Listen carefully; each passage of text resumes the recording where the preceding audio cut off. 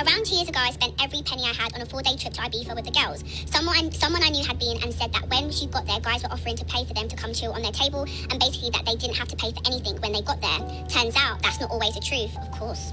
We got there and there was no sign of these rich guys offering to pay for my drinks. After night 1, we had no money left. We were told not to drink the tap water and we couldn't even afford to buy bottled water. So we're boiling water on the stove to our Airbnb so we can get something to drink. It was awful. Don't go to Ibiza unless you've got money, and that's something that I really can relate. There's so many things to unpack in that video. First of all, ladies, I'm sorry to be the bearer of bad news.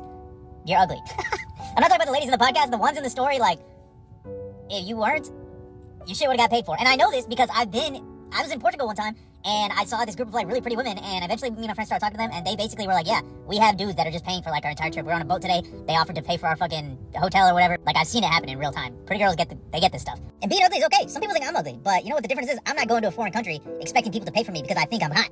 That's not what I do. Second, like, even if, like, you are pretty and you want to go do this, like, bro, not having enough money to buy water is like piss poor, bro. You're homeless. You have to be homeless. Water is like $2. You don't have a credit card? You don't have $2? I cannot imagine the moment of, like, looking in the mirror after you're boiling water to get rid of the germs in a foreign country because you can't go outside and buy a water bottle. And then finally, the girl on the podcast, I was like, I can relate to that.